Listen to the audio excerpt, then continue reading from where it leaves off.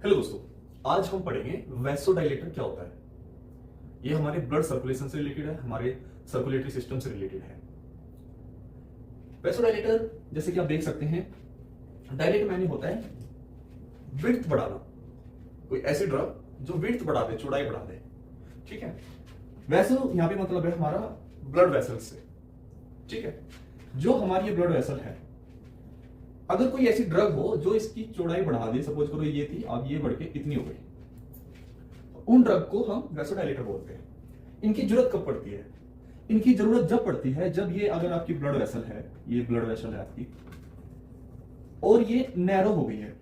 Suppose करो ये इसका एक्चुअल साइज था, लेकिन ये नैरो हो गई है, सिकुड़ गई है, कंस्ट्रिक्शन हो गया इसमें। इससे क्या होगा, हमें प्रॉब्लम होती है हमारी बॉडी में। क्या प्रॉब्लम हो सकती है? जैसे बीपी बढ़ जाएगा, ठीक है, ब्लड प्रेशर बढ़ जाएगा।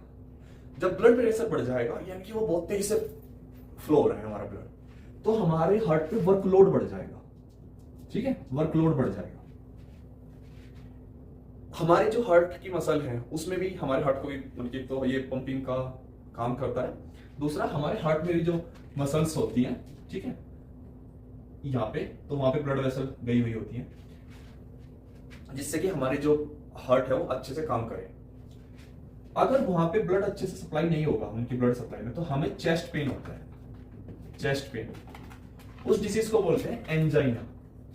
ये कैसे होता है? जैसे जो यहाँ पे हमारी कोरोनरी ब्लड वेसल होती है, अगर वो सिकुड़ जाए या उसमें प्लेक जम जाए, ठीक है, ब्लड फ्लो होने का रास्ता कम हो जाए, उसमें कुछ प्लेक फॉर्मेशन हो जाए, रास्ता ब्लॉक हो जाए, तो उसकी वजह से हमें चेस्ट पेन होता है। डिजीज का नाम होता है एंजाइना। तो बीपी, वर्कलोड, हार्ट पे वर्कलोड बढ़ जाता है, यानी कि, और एक ये चेस्ट पेन हो जाता है। एक कंडीशन होती है जब लेडी प्रेग्नेंट होती है, तो प्रेग्नेंट लेडी में देखा गया तो उसका ब्लड प्रेशर थोड़ा हाई हो जाता है। उस कंडीशन को बोलते हैं प्री एक्म्प्लेशिया। ठीक है, और एक होती है प्री पहले, और जब एक नॉर्मल कंडीशन होती है बाद में, तो उसको बोलते हैं हम प्री एक्लैम्प्सिया, और सेकंड कंडीशन होगी एक्लैम्प्सिया, यानी कि बिफोर प्रेगनेंसी और आफ्टर प्रेगनेंसी अगर बीपी बढ़ रहा है तो उसका फिर हार्ट पे वर्कलोड बढ़ जाएगा। हाई बीपी से हमें मल्टीपल प्रॉब्लम होती हैं, तो इस कंडीशन को ठीक करने के लिए हमें ये ड्रग यूज करनी पड़ती है, वैसोडाइलेटर। समझिए कैसे होता है कि भाई हमारी ब्लड वेसल है वो सिकुड़ गई है, अगर हम इसको नॉर्मल ले आए तो प्रेशर कम हो जाएगा। जैसे कि अगर आपने पाइप देखा होगा, पानी का पाइप, अगर हम आगे से उसको दबा देते हैं तो उसका रास्ता कम हो जाता है और पानी की धार बहुत दूर जाती है, ठीक है, फास्ट हो जाती है। वही काम यहाँ पे हो जाता है। तो इसलिए अगर हम उसको नॉर्मल छोड़ देंगे, उसको रिलैक्स कर देंगे, तो क्या होगा, हमारा ब्लड प्रेशर कम हो जाएगा, काम डाउन हो जाएगा, बॉडी काम डाउन हो जाएगी। ठीक है, क्योंकि बेचैनी हो जाती है जब हाई बीपी हो जाता है, पूरा शरीर अबनॉर्मल कंडीशन में चला जाता है। तो ये कंडीशन होती है वैसोकंस्ट्रिक्शन। इसको ठीक करने के वैसोडाइलेटर होते हैं। डिजीज कब कब यूज होता है? अगर हाई बीपी हो, हार्ट पे वर्कलोड बढ़ गया है, कि हार्ट फेल हो रहा है, हार्ट फेलियर कंडीशन में, ठीक है, before pregnancy, after pregnancy. Angina, अगर हमें चेस्ट पेन फील हो रहा है, क्योंकि हमारी जो हार्ट मसल है वहां पे जो ब्लड वेसल है, वहां पे ब्लड अच्छे से सप्लाई नहीं हो रहा, क्योंकि प्लेक फॉर्मेशन हो गया है, तो अगर उसमें वहां पे कुछ जम गया है और रास्ता ब्लॉक हो गया है, तो हम उसको थोड़ा सा वाइड कर देंगे, जिससे कि हमारा ब्लड फ्लो हो सके अच्छे से और हमें चेस्ट पेन ना हो।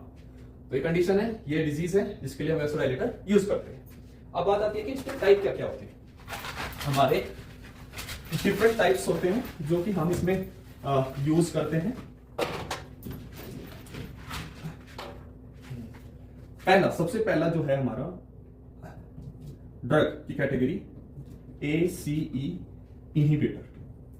इनहिबिटर्स। ACE इनहिबिटर क्या होते हैं? एक एंजियोटेंसिन कन्वर्टिंग एंजाइम, एक केमिकल बनता है एंजियोटेंसिन, जो कि ब्लड वेसल को कंस्ट्रिक्ट कराने में हेल्प करता है।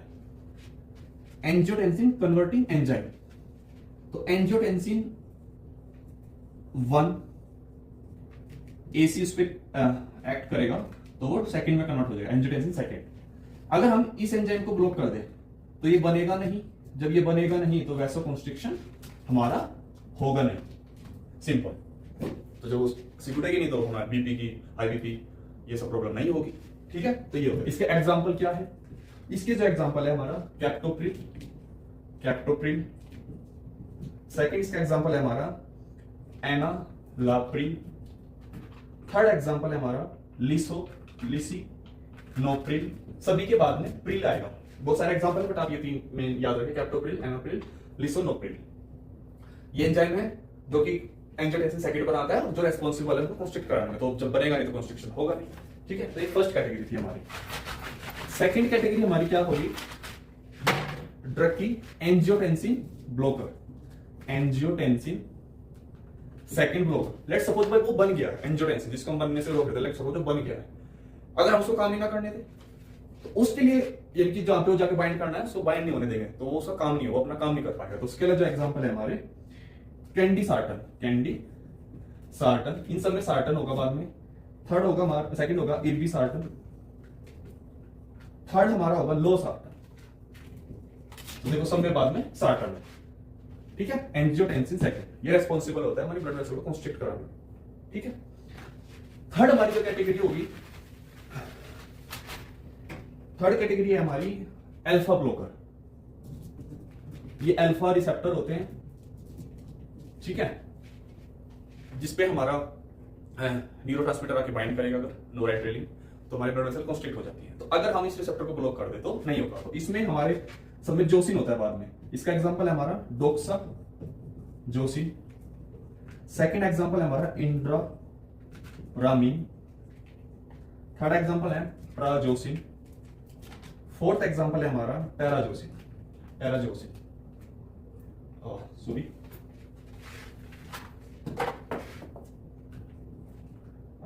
पैराजोसिन। तो देखो सब में जोसिन है सिर्फ एक को छोड़ के, तो ये होते हैं अल्फा ब्लॉकर, ये रिसेप्टर होता है, अगर इसकी एक्टिविटी को बंद कर दे तो ब्लड वेसल कंस्ट्रिक्शन नहीं होगा। फिर आता है हमारा fourth category of drug, fourth category में है हमारा potassium channel blocker, potassium channel blocker. देखो जो हमारी सेल होती है, हमारी बॉडी में सेल्स होती है ना, तो उसमें ये सेल है तो यहाँ पे पोटेशियम चैनल होंगे, तो अगर हम पोटेशियम चैनल ये सॉरी ब्लॉकर नहीं है, एक्टिवेटर होंगे, ओपनर यानी कि, ठीक है, एक्टिवेटर, ओपनर, एक्टिवेटर। तो अगर हम इसको एक्टिवेट कर दे तो ज्यादा पोटेशियम अंदर आएगा, जब ज्यादा अंदर आएगा तो इससे क्या होगा, पोटेशियम ज्यादा अंदर आएगा और यहीं पे होता है हमारा कैल्शियम चैनल, कैल्शियम चैनल। तो ये सेकंड कैटेगरी समझना, कैल्शियम चैनल, कैल्शियम चैनल। तो ये जब पोटेशियम अंदर जाएगा तो कैल्शियम की एंट्री बंद हो जाएगी, और ये दोनों ही कंडीशन हमारी फेवरेबल है वैसोडाइलेटर, यानी कि हमारी जो ब्लड वेसल है उसको डायलेट करने के लिए, ठीक है। तो ऐसे आपका ये हो जाएगा, वो कॉन्स्ट्रिक्शन नहीं होगा और वो डायलेट हो जाएगी, ओके। सिक्स्थ कैटेगरी जो हमारी होगी ड्रग की नाइट्रेट्स, नाइट्रेट्स,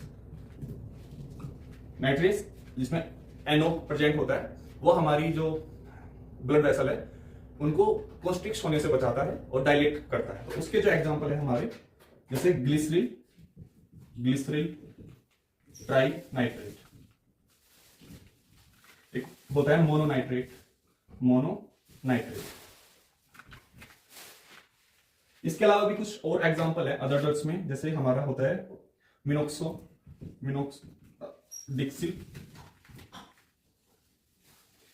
मिनोक्सिडिल, एक एग्जांपल होता है हमारा हाइड्रोलाजीन, हाइड्रोलाजीन।